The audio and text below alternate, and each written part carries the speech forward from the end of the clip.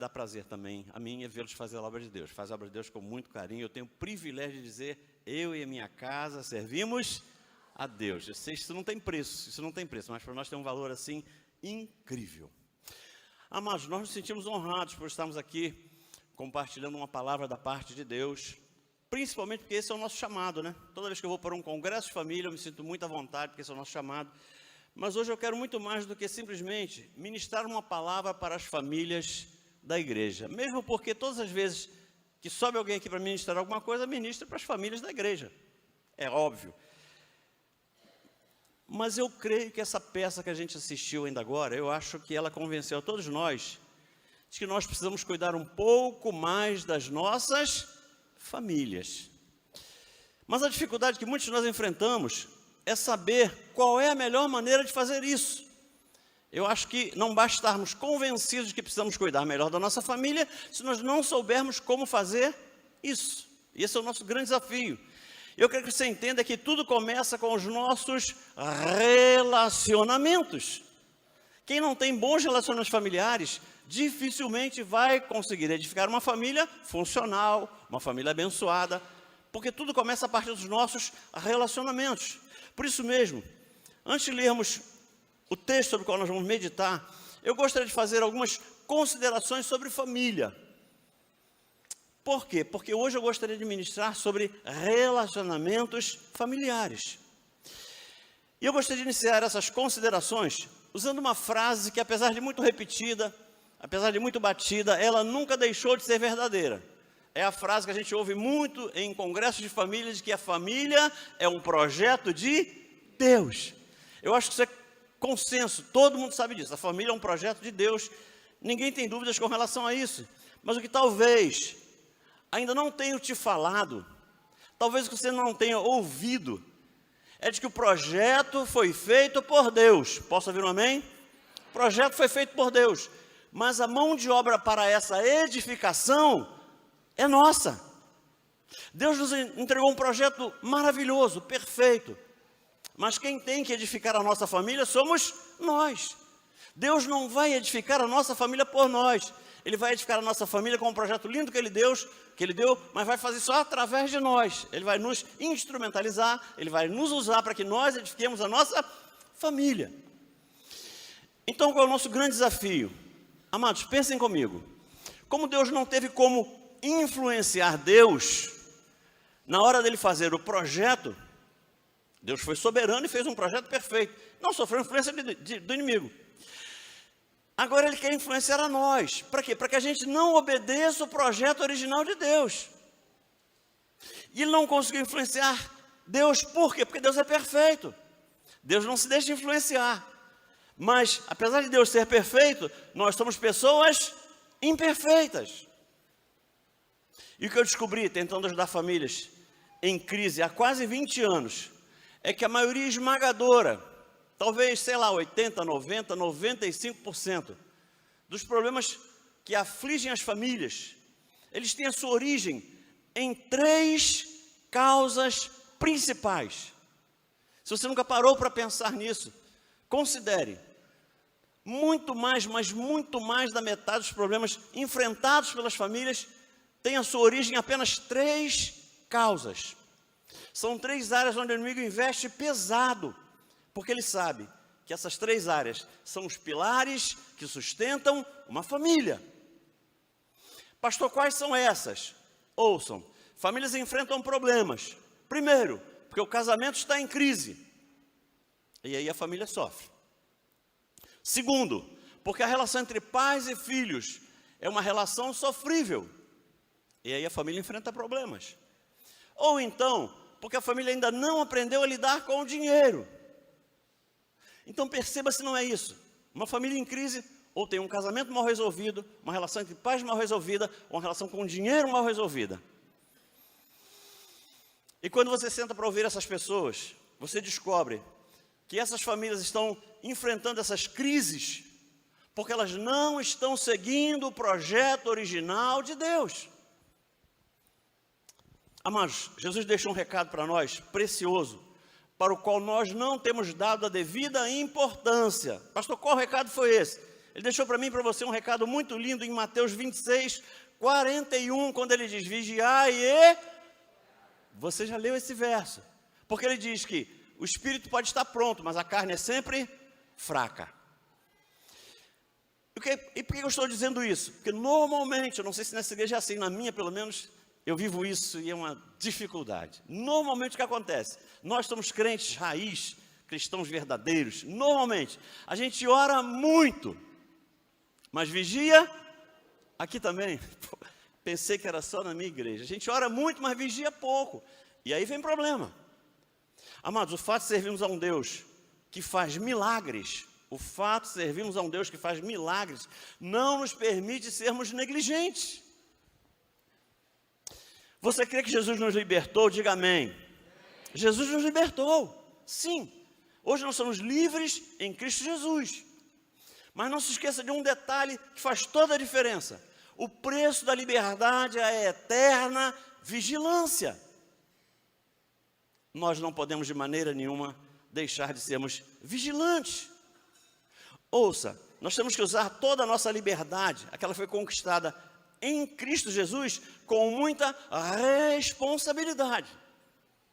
Então, a nossa reflexão hoje será essa. O que cabe a cada um de nós fazer? Para que a nossa família se aproxime ao máximo do projeto original de Deus. Esse é o nosso desafio. E para fazer essa reflexão, eu escolhi utilizar uma pequena porção do Sermão do Monte, que está em Mateus capítulo 5. Abra a tua Bíblia, em Mateus capítulo 5. Eu quero conversar um pouquinho com vocês sobre alguns versos do Sermão do Monte. Os teólogos afirmam, não sei se você já ouviu essa afirmação, mas os teólogos dizem que se nenhum outro texto fosse encontrado, mas apenas e tão somente o Sermão do Monte, nele nós teríamos todas as informações necessárias para viver uma vida digna na terra e para passarmos a eternidade com Cristo. Só com o Sermão do Monte, porque ele tem informação preciosa para todos nós. Então nós vamos tentar extrair dessa pequena porção do Sermão do Monte alguns princípios que nos ajudem a edificar uma família extraordinária, aquela família com a qual todos nós sonhamos, aquela família que todos nós desejamos viver nela. E me permito ler um texto longo, porque se a ministração for ruim, pelo menos a palavra de Deus é sempre maravilhosa, a palavra de Deus é sempre muito boa.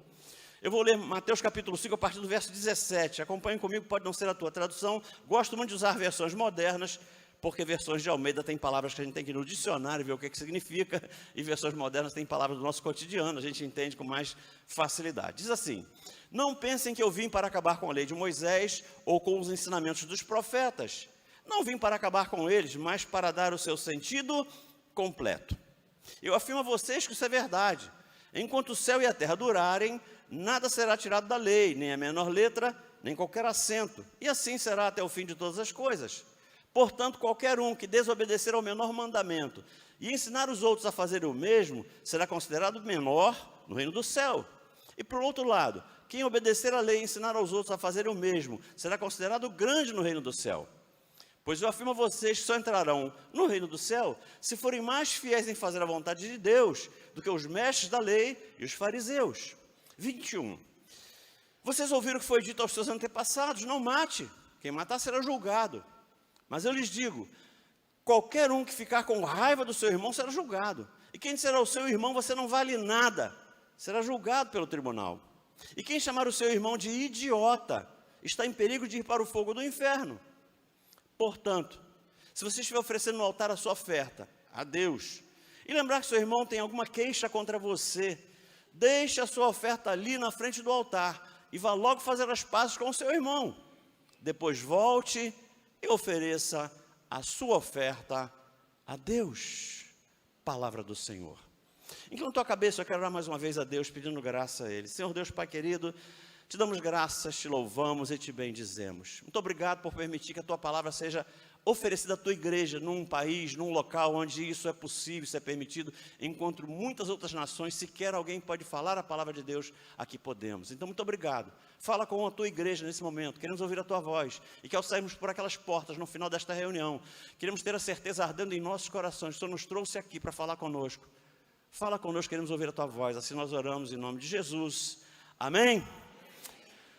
Amados, nós temos encontrado pessoas que, apesar de estarem empenhadas, dedicadas, estão realmente com esse compromisso de edificar uma família vitoriosa, eles estão encontrando enormes, mas enormes dificuldades. E você senta para conversar com essas pessoas. E a gente percebe que o que está acontecendo na maioria dos casos é que essas pessoas estão tentando edificar uma família extraordinária a partir de um projeto que elas não conhecem bem. Elas não dominam o projeto, elas não conhecem o projeto. Elas têm uma boa vontade enorme, elas querem edificar uma família maravilhosa. Mas elas sequer tiveram o cuidado de investigar o projeto, de estudar o projeto. Ou seja, elas acham que vão fazer isso sem estudar antes o manual do fabricante, que é a nossa Bíblia Sagrada. É onde estão todas as informações necessárias. Por essa razão, eu gostaria de refletir sobre esse trecho. Esse trecho da Bíblia que nós lemos. E a partir dele, tentar extrair alguns fundamentos, que eu acho que são fundamentais, são princípios eternos na construção de relacionamentos familiares saudáveis. E eu tenho uma convicção, e eu saí de casa com ela. Se nós colocarmos em prática esses princípios que eu quero repartir com a igreja, eu tenho certeza, mas a mais absoluta certeza, que as nossas famílias vão se aproximar muito do projeto original de Deus. Você quer nisso? Diga amém. Bom, o primeiro princípio que nós temos que colocar em prática, e que tem o poder para transformar a nossa família, tem a ver com o que Jesus diz no verso 19. Volte comigo no verso 19, para tentarmos daqui extrair um princípio precioso. Verso 19, portanto, qualquer um que desobedecer o menor mandamento e ensinar os outros a fazer o mesmo, será considerado menor. E por outro lado, que obedecer e ensinar a fazer o mesmo, será considerado grande. Pastor, o que é que Jesus está tentando me ensinar no verso 19? Amados, aqui ele está tentando ensinar a mim e a você o poder transformador de um exemplo. Nesse verso 19, Jesus estava ensinando que aquele que desejar edificar uma família abençoada precisará ser uma referência dentro da sua casa. Em outras palavras, o que ele estava dizendo é que nós temos que exercer essa influência de uma forma muito grande. Ele estava dizendo assim, olha, você tem que pregar dentro da sua casa com a sua própria vida.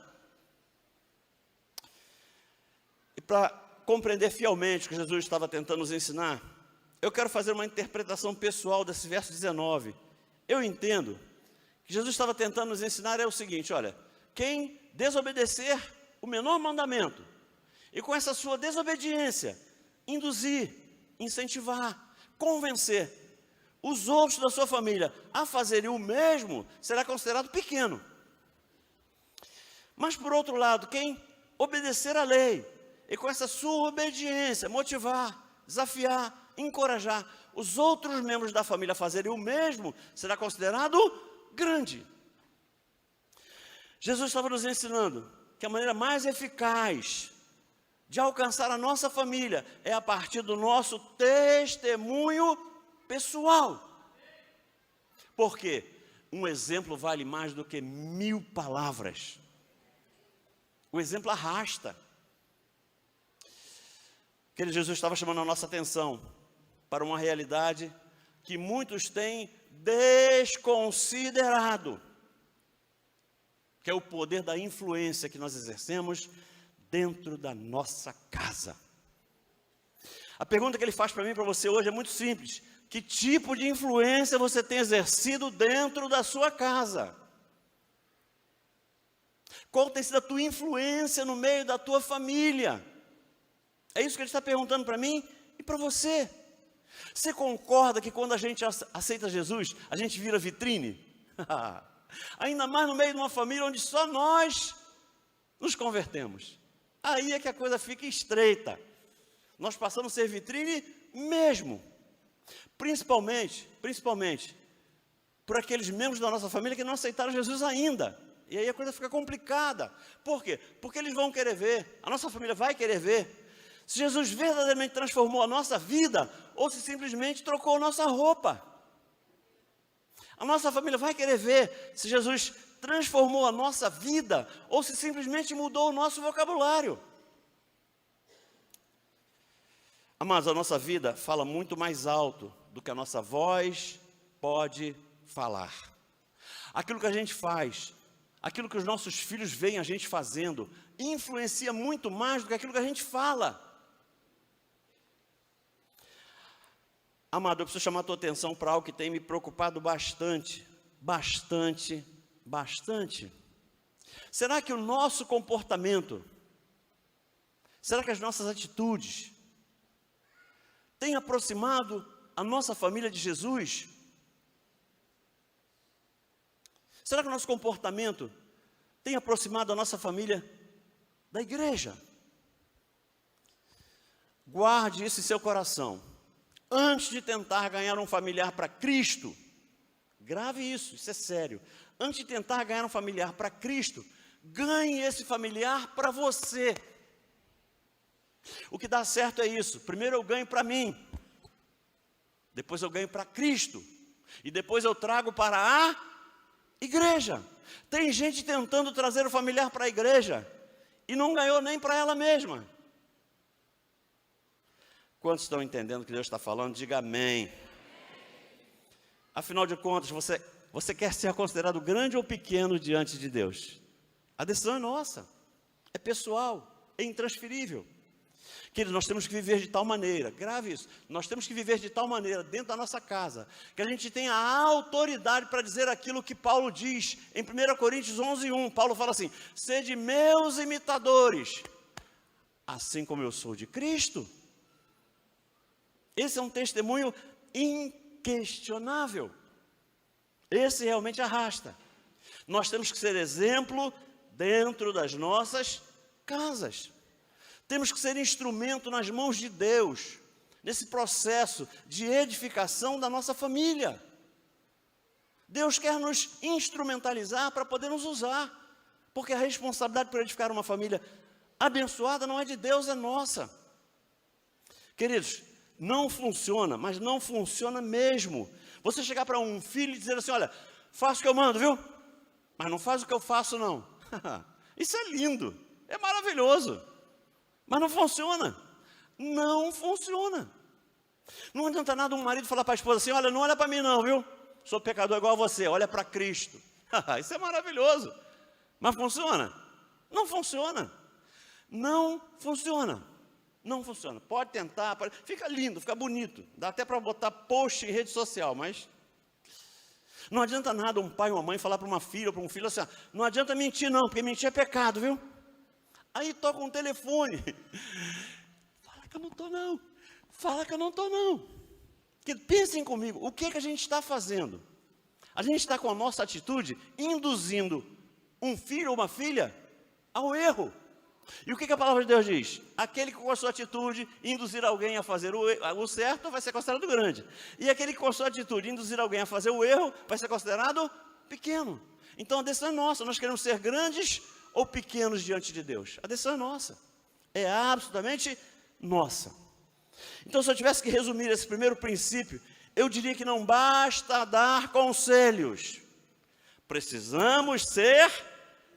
Você entendeu o recado de Deus nesse primeiro passo. Então vamos para o segundo princípio, que vai produzir transformação em nossos relacionamentos. Tem a ver com o que Jesus fala no verso 22. Acompanhe comigo, verso 22. Mas eu lhes digo que qualquer um que ficar com raiva do seu irmão, e aqui eu amplio, qualquer um que ficar com raiva do filho, da filha, do marido, da esposa, do pai, da mãe, não importa. Qualquer um que ficar com raiva de qualquer outro familiar será julgado.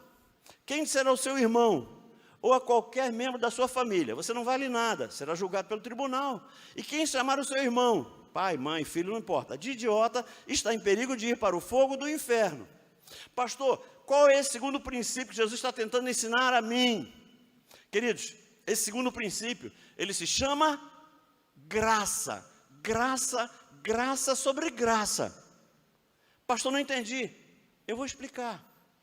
Por quê? Porque nós temos que ser um canal da graça de Deus dentro das nossas casas. Nós temos que ser um canal da graça de Deus no meio da nossa família. Amados, no início do Sermão do Monte, se você for no comecinho do Sermão do Monte, você vai ver que Jesus coloca aqueles que o serviam numa posição de destaque. Jesus chega a dizer, que os seus discípulos deveriam viver de tal maneira que aquelas pessoas que os vissem sentissem que eles eram sal da terra e luz do mundo. Tal era a forma como ele queria que seus discípulos vivessem, como sal da terra e como luz do mundo. E por que eu estou dizendo isso? Porque eu vejo muita gente errando exatamente aqui. Onde, pastor? Queridos, ouça. O fato de sermos sal da terra e luz do mundo não nos dá o direito de nos acharmos melhores do que ninguém. Eu vou repetir. Ser sal da terra e ser luz do mundo não dá direito a nenhum de nós de nos acharmos melhores do que ninguém. E como é que a gente erra aqui? É porque eu tenho o nome escrito no livro da vida, você ainda não tem. Amados, se alguém se achar superior, porque já tem o seu nome escrito no livro da vida, ao invés de você aproximar os seus familiares, ao invés de você trazer os seus familiares mais para perto de você, você vai acabar afastando ainda mais eles de você, e consequentemente de Cristo. E mais, somente a graça tem o poder para fazer com que a gente continue sendo exemplo, mesmo que a nossa família não queira seguir o nosso exemplo. A tua família não quer continuar seguindo o teu exemplo? Amém. Mas você não pode com isso deixar de ser exemplo. Você tem que continuar sendo exemplo, mesmo que ninguém queira seguir o teu exemplo. Querido, se a tua família, se alguém da tua família desejar continuar vivendo de qualquer maneira, não caberá a você julgá-lo, não caberá a você julgá-la. O que caberá a nós é continuarmos vivendo uma vida de tal forma que a gente seja exemplo. Queridos, nós precisamos nos encher diariamente da graça de Deus. Posso ouvir um amém? Temos que buscar diariamente nos encher da graça de Deus. Posso ouvir um amém? Mas encher a tal ponto, que a gente possa transbordar essa graça sobre a vida de todos aqueles que estão ao nosso lado, mesmo que a gente seja desafiado, mesmo que a gente seja desafiada. Mas pastor, o senhor fala isso? O senhor não conhece meu marido, pastor. Ele não merece. Pastor, a minha mulher às vezes me tira do sério. Pastor, não dá. Queridos, tem horas que só a graça mesmo. Tem horas que a vontade que dá é chutar o pau da barraca. Posso ouvir misericórdia? Porque tem horas que dá vontade de chutar o pau da barraca mesmo, de chutar o balde. Mas aí nessa hora você se lembra que você está cheio da graça de Deus, cheio da graça de Deus, você foi desafiado, desafiada, mas ainda assim você derrama graça, graça, graça sobre graça. Por que eu faço essa afirmação? Porque graça é tratar o outro como o outro não merece. Graça é fazer pelo outro o que o outro não fez por merecer. Isso é graça. Porque se o outro merece e você faz, isso não é graça.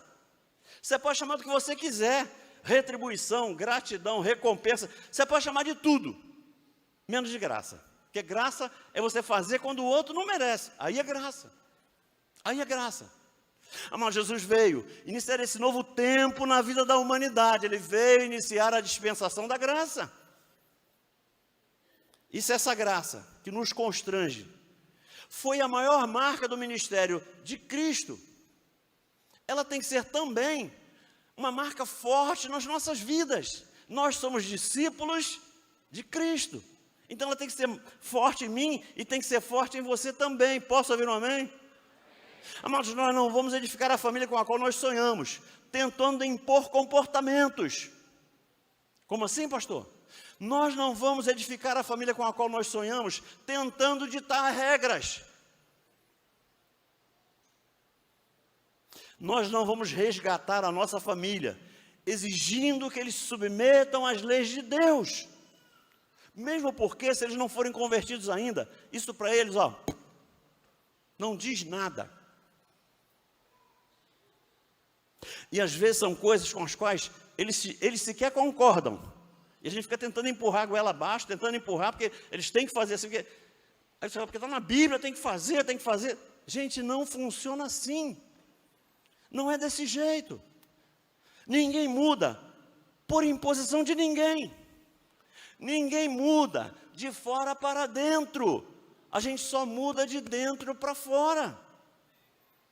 Não adianta. A nossa cobrança não vai levar ninguém da nossa família a mudar os seus comportamentos. Se você quiser continuar tentando, pode continuar. Mas eu te digo que o máximo, olha só, o máximo que você vai conseguir é o que ilude a muitos de nós. Por quê? Cobrança exagerada, grave isso, cobrança exagerada não provoca transformação. Cobrança exagerada provoca, sabe o quê? Disfarce. Sabe como é que é o disfarce? Ó, não faz não que ele está chegando aí, ó, está chegando aí, não faz não, ih, fica quietinho, ó, está chegando aí, ó. Isso é transformação? Isso é disfarce. E o pior é que se nós insistirmos com essas cobranças, nós ainda corremos o risco de sermos vistos pelos nossos familiares como chatos. Olha lá vem o chato aí. Ih, lá vem de novo, ó. Gente, eu fui assim, eu vivi isso. Eu não sei se você viveu, eu vivi isso. Olha lá vem o santarrão, olha lá. Ih, sai, olha lá. Amados, eu não estou dizendo, grave isso, eu não estou dizendo que nós não tenhamos que investir na santificação da nossa família. Não é isso que eu estou dizendo. Nós temos que fazer isso sim, temos que investir na santificação da nossa família, mas nós temos que fazer isso sem escorregarmos para a religiosidade. Sabe por quê? Existe uma linha muito tênue entre santificação e religiosidade. Muito cuidado com isso. Queridos, uma esposa que já tenha entendido o que é graça, jamais vai falar para um marido ímpio aquilo que a gente leu no verso 22, você não vale nada. Uma esposa que já tem entendido o que é graça não vai falar isso nunca, nunca. Um pai que já tem entendido o que é graça, jamais vai falar para um filho que se desviou aquilo que está nesse mesmo verso 22, você é um idiota. Não vai. Queridos, eu não estou dizendo que exercer graça é ser conivente com o pecado, porque muita gente pode estar pensando, então vamos conviver com o pecado, então vale tudo e vamos embora, não. Exercer graça não é ser conivente com o pecado, mas o que eu estou tentando dizer é que se a graça de Deus não levar os nossos familiares a desejarem buscar a sua santificação, não vai ser a nossa cobrança que vai fazer isso. Posso ouvir um amém? Porque quem convence o homem da justiça, do pecado e do juízo é a graça manifesta pelo Espírito Santo de Deus.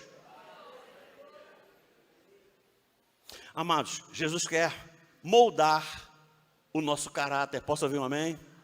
Jesus quer moldar o nosso caráter, mas o que eu quero que você entenda é que um caráter reto, um caráter íntegro, numa pessoa que ainda tenha coração de pedra, é um perigo. Pastor, não entendi. Ouça, uma pessoa que tenha um coração de pedra, mesmo que já tenha o seu caráter tratado, não vai conseguir construir relacionamentos familiares saudáveis. Uma pessoa com coração de pedra e caráter tratado não fica mais parecida com Jesus. O que atrai pessoas para perto de nós não é apenas um caráter íntegro. O que atrai as pessoas da nossa família para nós não é apenas um caráter reto. Não. É principalmente um coração que compreende, um coração que abraça, um coração que ama, um coração cheio da graça de Deus, cheio a ponto de transbordar sobre a vida de toda a família. Aí a gente vai fazer a diferença no meio da nossa família. E terceiro e último princípio, que nos levará à transformação que nós queremos, tem a ver com o que está registrado no verso 23 e no verso 24. Acompanhem comigo, eu prometo fechar aqui. Verso 23. Portanto, se você estiver oferecendo no altar a sua oferta a Deus, e lembrar que seu irmão tem alguma queixa contra você, deixe a sua oferta ali na frente do altar e vá logo fazer as pazes com o seu irmão. Depois volte e ofereça a sua oferta a Deus. Pastor, qual é o princípio poderoso que está aqui? esse princípio chama-se perdão. Perdão. Perdão. E perceba algo interessante. É que o texto fala, se você estiver oferecendo a sua oferta e se lembrar, e gozar, não é se lembrar que você tem alguma coisa contra o irmão, não é isso que o texto diz. Você está oferecendo a oferta e você se lembra que alguém da sua família tem alguma coisa contra você. Não é você que tem contra ela, é ela que tem contra você. Aí está dizendo, deixa a oferta aqui, vai lá, se reconcilia e depois vem e deixa a oferta. É mais sério ainda. O mais interessante é que todos nós concordamos que o perdão foi uma ideia extraordinária de Deus. Que ideia maravilhosa do nosso Deus instituir o perdão. Que coisa linda. A gente acha maravilhoso. Até a hora que a gente tem que colocar em prática. Até a hora que a gente tem que pedir perdão. Até a hora que a gente tem que liberar perdão. Aí a coisa fica diferente. Eu não vou me aprofundar sobre perdão aqui, que precisaria de um culto inteiro só para falar de perdão. Eu gosto muito de falar disso, mas eu preciso deixar uma resposta da parte de Deus para algumas pessoas que nesse momento começam a se perguntar o seguinte, mas pastor, espera aí. Eu já pedi perdão a Deus pelos meus pecados. E pastor, conhecendo Deus a quem eu tenho servido, eu tenho a mais absoluta certeza de que Deus já me perdoou. Mas pastor, tem um negócio que eu não entendo. Eu pedi perdão a Deus, Deus me perdoou, mas tem coisa que eu não entendo. Por que que quando eu me aproximo dessa pessoa, o meu coração ainda dói? Pastor, não era para doer. Eu já pedi perdão a Deus, Deus já me perdoou. Por que que meu coração ainda dói? E pastor, pior, por que que a minha relação conjugal ainda não foi restaurada? Já pedi perdão a Deus há quanto tempo? Eu sei que eu errei, mas eu reconheci meu erro, pedi perdão a Deus há um tempão. Ah, mas eu vim aqui para te revelar algo que pode mudar a história da tua família. A Bíblia diz que da nossa relação com Deus, nós receberíamos perdão. Pastor, onde está isso? 1 João 1,9. Se confessarmos os nossos pecados a Deus, Ele é fiel e justo para nos perdoar, e o sangue de Jesus nos purifica de todo o pecado. Ou seja, o sangue de Jesus nos justifica diante de Deus. Até que a igreja está comigo, diga amém. Mas a gente sabe que a gente não precisa somente de perdão. A gente sabe que a gente precisa também de cura. Não basta estarmos em paz com Deus. Nós temos que estar em paz também com a nossa família. E amados, não é bastante sermos amados por Deus. É lindo demais a gente ser amado por Deus, mas nós temos uma necessidade muito grande de sermos amados também pela nossa família. Ouça, quando nós vivemos conflitos familiares, esses conflitos familiares provocam feridas na nossa alma, sim ou não? E quando isso acontece, o perdão que Deus nos concede, Ele não resolve tudo. Por quê?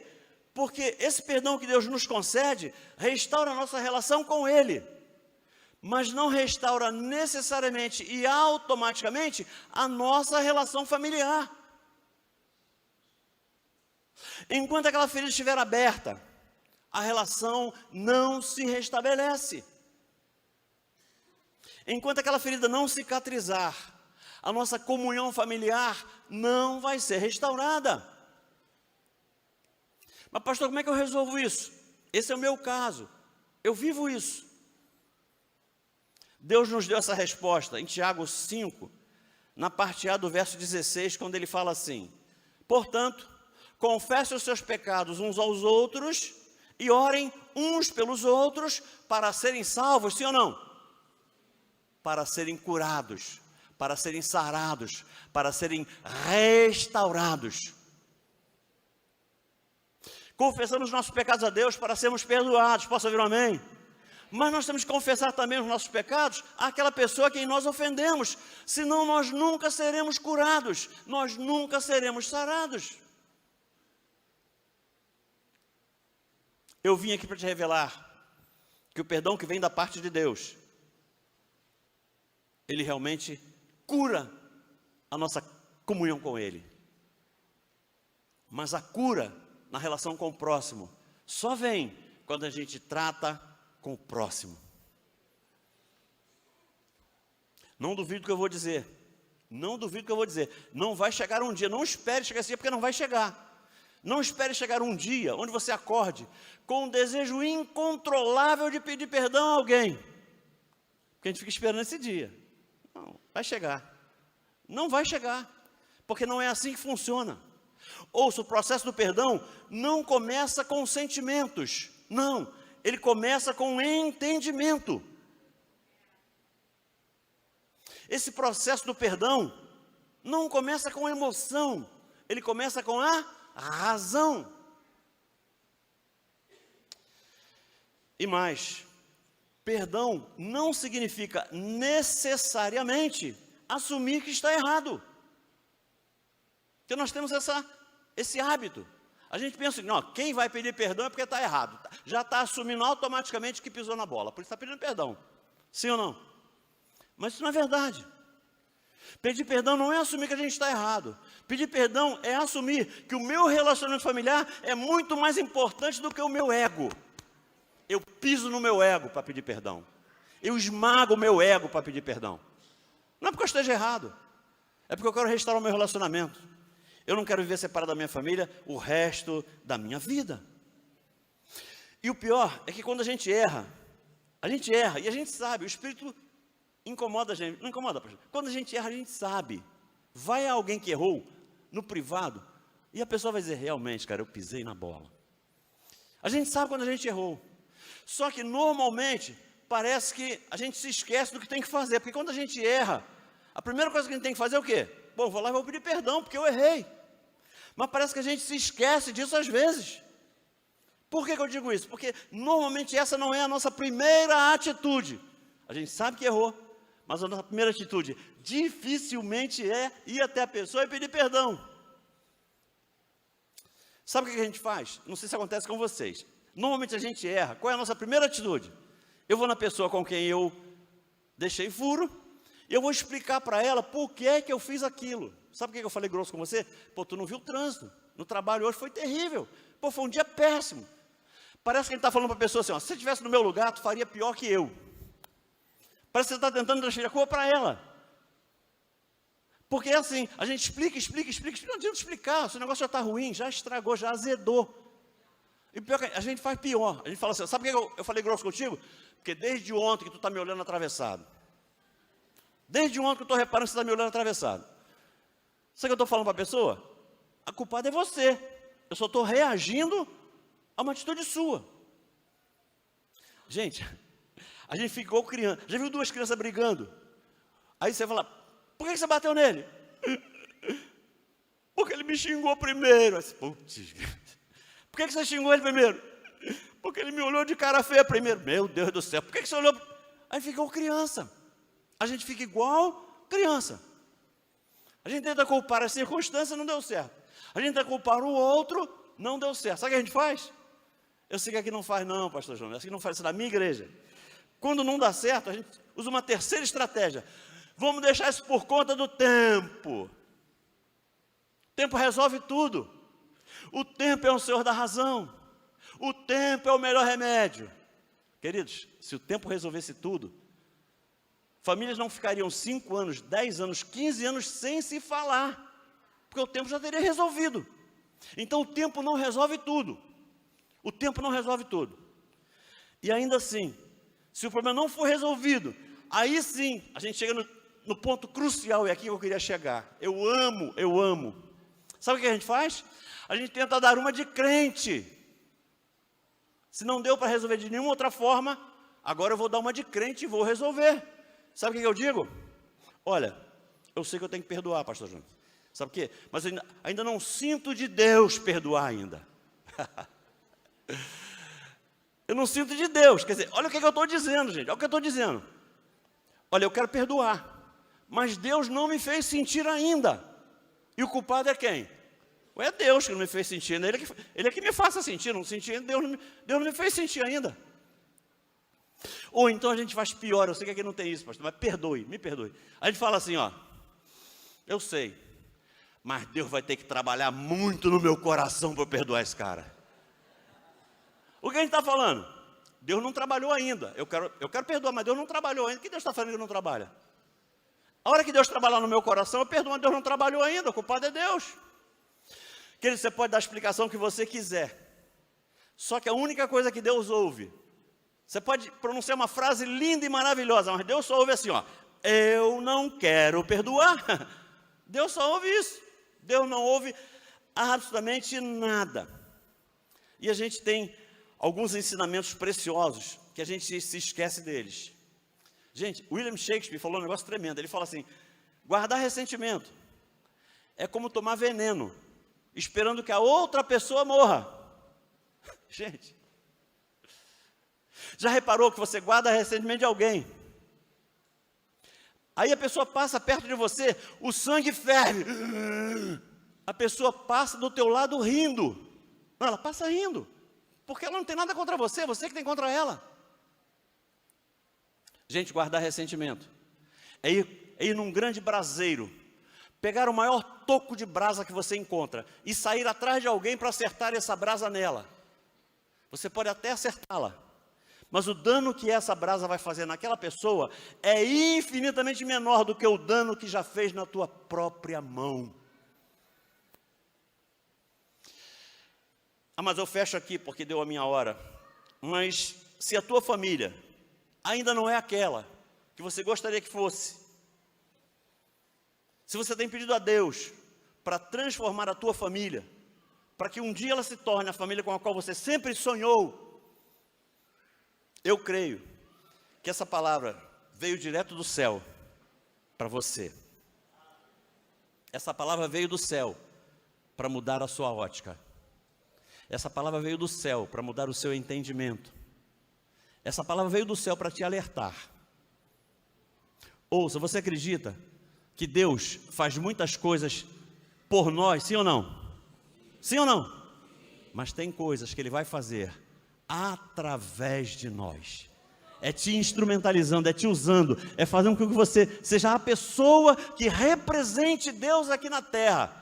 Os teus familiares têm que olhar para você e ver em você comportamentos que te identifiquem com o Deus a quem você serve. Posso ouvir um amém? Amém. Hoje você recebeu ferramentas poderosas para modificar, para transformar, para ajustar os teus relacionamentos familiares. Creia nisso, o projeto de Deus é poderoso, o projeto de Deus é perfeito. E com o projeto sendo executado, arrisca, a nossa família vai ser uma família extraordinária. E se a nossa família ainda é uma família problemática, se os nossos relacionamentos ainda são relacionamentos difíceis, o problema não está no projeto, mas sim em mim e em você. Somos nós que ainda temos que ajustar alguma coisa na nossa vida, para colocar a nossa família do jeitinho que a gente sonha, do jeitinho que a gente quer, do jeitinho que a gente orou a Deus, para que a gente tenha prazer em viver em família. Vamos ficar em pé.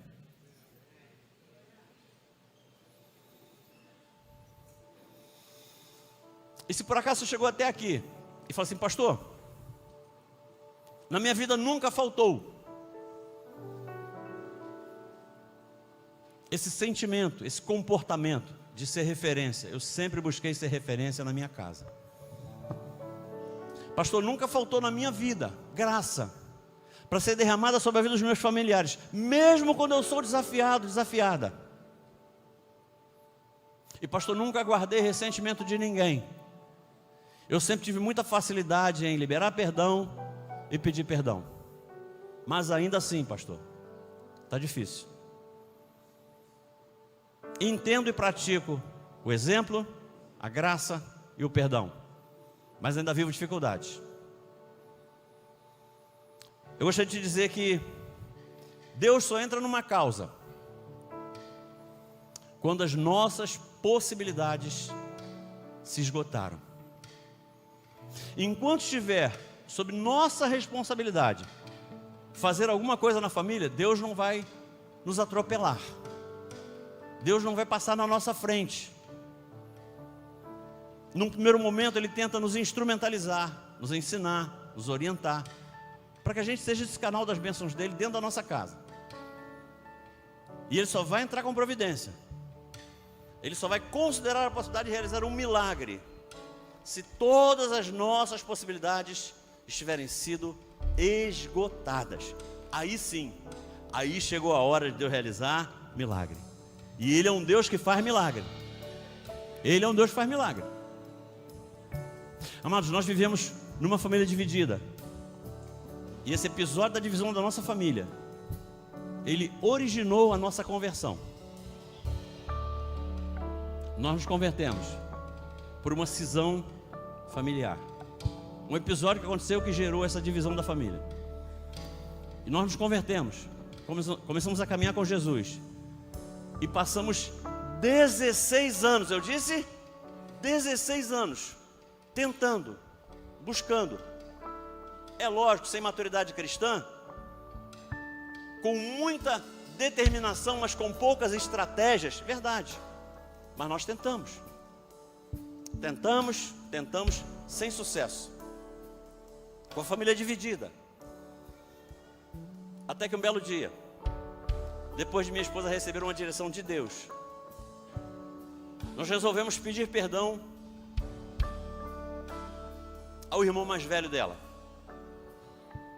que fazia as vezes do pai, porque o pai faleceu cedo, o pai foi um pai ausente, e o irmão mais velho foi sempre um líder na família. E nós decidimos ir até esse irmão mais velho e pedir perdão a ele, sem que estivéssemos convencidos de que caberia a nós pedirmos perdão, porque a gente sabia que não tinha feito nada errado. Mas a gente ainda assim, com 16 anos de evangelho, com um pouco mais de maturidade cristã, decidimos pedir perdão a ele. Nós sabíamos que ele ia a um centro espírita. Ele frequentava um centro espírita. E ao chegarmos diante dele, para pedirmos perdão a ele, ele se colocou de pé. E minha esposa disse: meu irmão, eu te peço perdão. E ele disse: você não pode me pedir perdão. Sou eu quem tenho que pedir perdão a você. Porque o pai de santo do centro disse que se você viesse a me pedir perdão, não tinha validade no reino de Deus. Para que valesse no reino de Deus, eu é que tinha que pedir perdão a você. Então eu estou aqui, não para liberar perdão para você, eu estou aqui para pedir perdão a você. Você me libera o perdão? E ela disse: libero, eu disse: libero. Demos um abraço. E em pouco tempo depois eu vi esse irmão dela passar pelas águas, batizado, salvo em Cristo Jesus.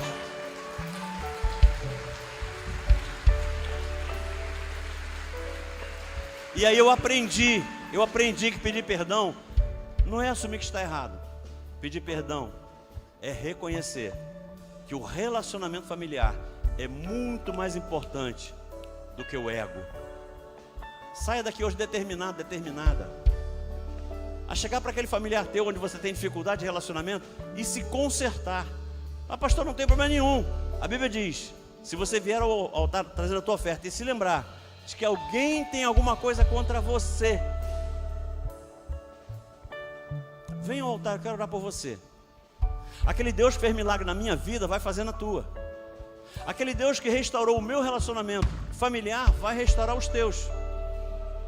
Venha aqui ao teu altar, venha. Eu quero orar por você. Queridos, eu sei que vir ao altar é um desafio. Digo mais, eu sei que vir ao altar é um sacrifício. Para você entender o que eu estou falando, vir ao altar é um sacrifício.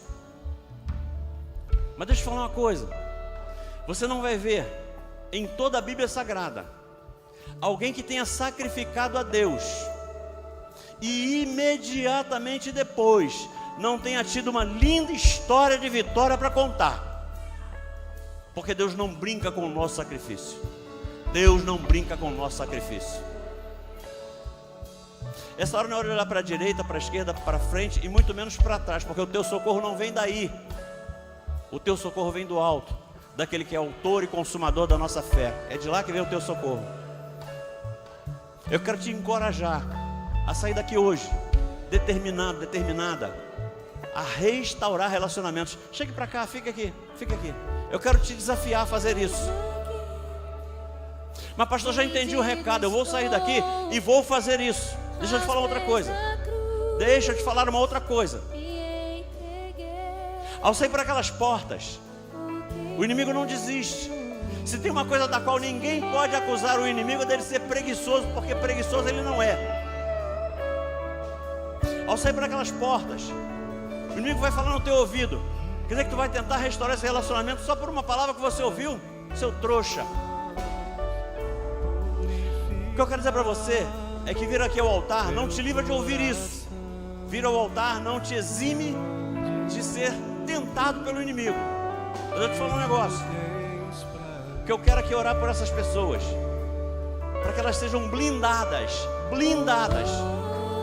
para que mesmo ouvindo isso lá fora, elas não desistam do propósito que elas colocaram diante de Deus aqui, de sair daqui e restaurar todos os seus relacionamentos.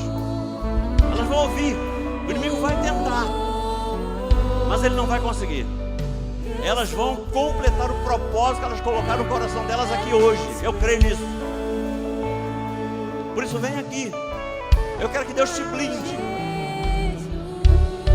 Deus te proteja, para que você não desista do teu propósito. Eu quero receber uma ligação daqui a alguns dias de alguém que tenha pedido o microfone para dar um testemunho daquilo que Deus vai fazer na tua vida. Porque isso vai fortalecer a minha fé, isso vai fortalecer a tua fé, mas isso vai enaltecer o nome do nosso Deus. Começa a orar a Deus, começa a pedir a Deus estratégias de como é que você vai colocar em prática isso que você está colocando no teu coração. Ricanta choplas, vai colocar um propósito sério no teu coração, uma estratégia muito bem definida para você sair daqui.